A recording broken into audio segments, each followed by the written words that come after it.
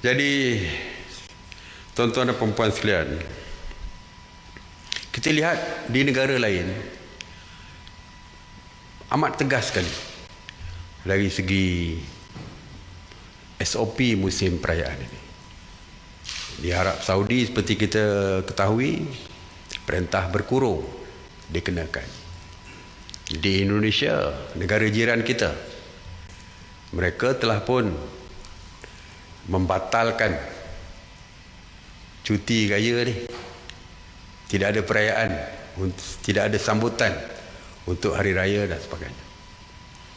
Walaupun kita faham budaya kita di Malaysia ini, hari raya merupakan satu perkara yang penting.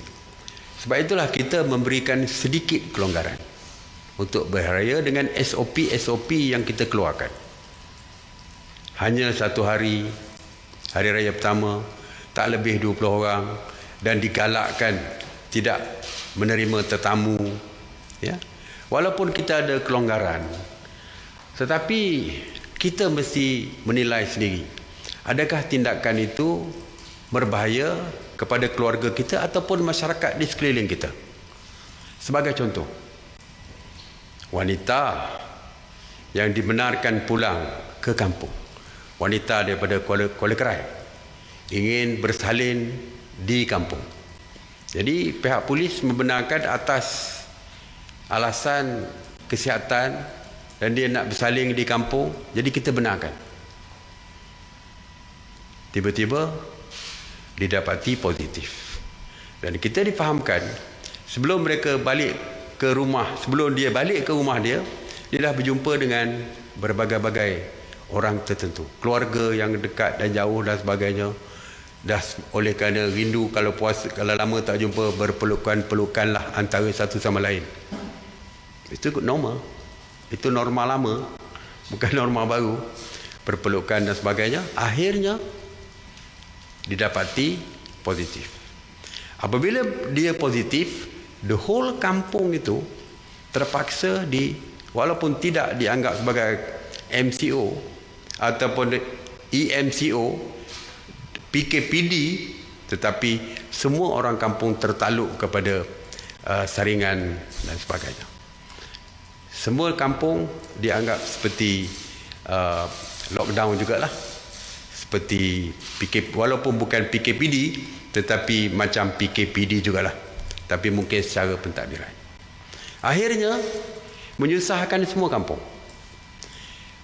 Kita tidak tahu berapa ramai warga emas yang terlibat di kampung tersebut.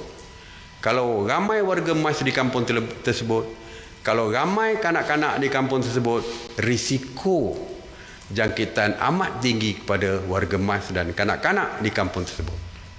Ini bermakna tindakan kita walaupun seorang, tetapi ianya boleh menyebabkan bencana kepada seluruh kampung yang akhirnya akan memberikan kesan kepada nyawa penduduk di kampung tersebut, terutamanya warga emas dan anak-anak sekalian.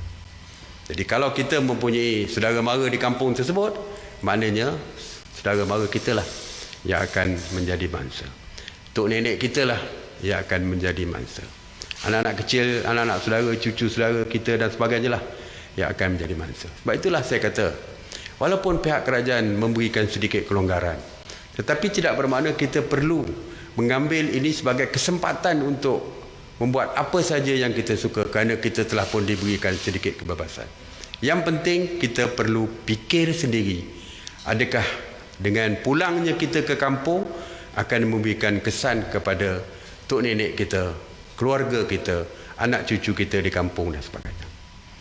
Kalau kita ingin menyelamatkan mereka, sebaik-baiknya nasihat saya, tak payah balik kampung, beraya di rumah kita di mana saja kita berada. Yang di kampung, mereka beraya di rumah masing-masing. Kita di Kuala Lumpur, berayalah di rumah kita di Kuala Lumpur. Inilah satu cara untuk memastikan tidak akan berlaku spike selepas hari raya nanti.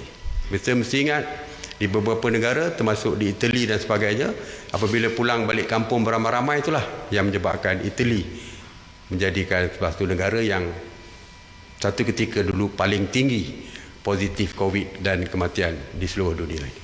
Jadi saya harap apapun kawalan kendiri perlu kita lakukan bagi menyelamatkan orang lain. Jadi itu saja saya nak sampaikan. Terima kasih sekali lagi. Seperti biasa, seruan saya terus kekal di rumah untuk terus kekal selamat. Stay home, stay safe.